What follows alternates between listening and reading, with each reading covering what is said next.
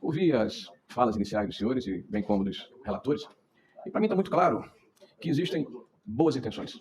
Mas de boas intenções, senhores, o inferno está repleto. E por isso me permita fazer algumas ponderações. Nós estamos aí com uma situação em que claramente há uma hipertrofia de um poder sobre o outro, e falo do judiciário sobre o legislativo.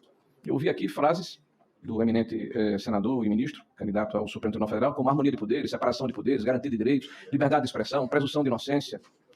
Frases todas elas amparadas na nossa Constituição Federal.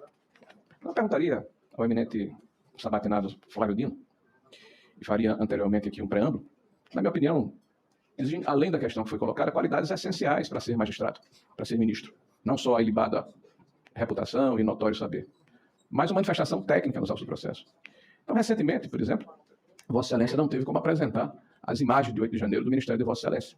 Mais de 200 câmeras, apenas 4 foram apresentadas. E Vossa Excelência, de uma forma jocosa, disse que não era o autor, ou o condutor, ou o gerente daquele contrato, então não tinha como apresentá-las. Não obstante, Vossa Excelência foi o primeiro, no dia 8 de janeiro ainda, de fazer julgamento prévio sobre aquele evento, de que as pessoas que haviam depredado e barbarizado eram terroristas e precisavam ser combatidos como tal. Vossa Excelência não teve o mesmo posicionamento por ocasião da questão da Lespe, por exemplo, recente, ou da depredação que ocorreu em 2017, né, na esplanada do Ministério, quando vários prédios foram depredados. Então, a questão da isenção, da imparcialidade e do equilíbrio do magistrado. Vossa Excelência teve uma reunião com membros do Big Terter, que foram inclusive publicizados, utilizou palavras claramente intimidatórias.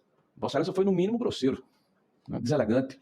Vossa Excelência abusou da autoridade que Vossa Excelência tem como ministro da Justiça, fazendo declarações que, por mais bem intencionadas que elas tenham sido, não cabem, não coadunam com o exercício da função que Vossa Excelência exercia naquele momento, né, com intimidação, com palavras fortes, no sentido de dizer, inclusive, que a liberdade ou a forma como se via a questão da imprensa não existia, e a partir daquele momento seriam tomadas medidas fortes. Então, a questão do equilíbrio e da imparcialidade da isenção necessária, Vossa Excelência demonstra ter dificuldade.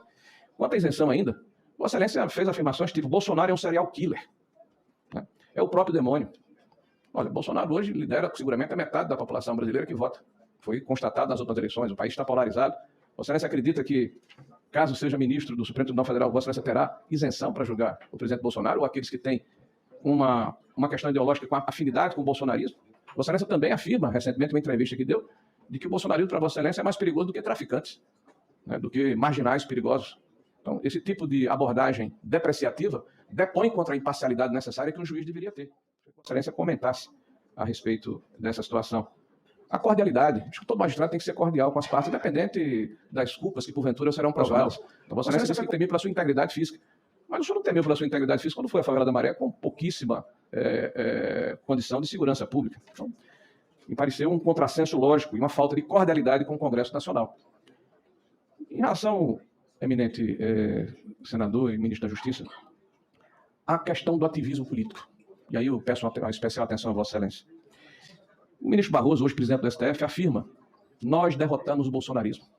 Uma frase forte, dita no Congresso da UNE, e Vossa Excelência estava ao lado dele, nesse mesmo dia, na UNE. Uma movimentação política em que um presidente do Supremo Tribunal Federal, ou que seria presidente do Supremo Tribunal Federal, dá uma demonstração clara de que defende um espectro ideológico e participou, pelo se infere das palavras dele, do esforço para derrotar um espectro político em detrimento do outro. Isso me parece muito grave. E o ministro Barroso, ainda, quando no seu discurso de presidente do Supremo Tribunal Federal, fala de uma agenda para o Brasil.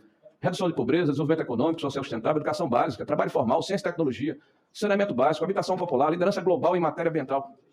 Os ministros do STF são executivos?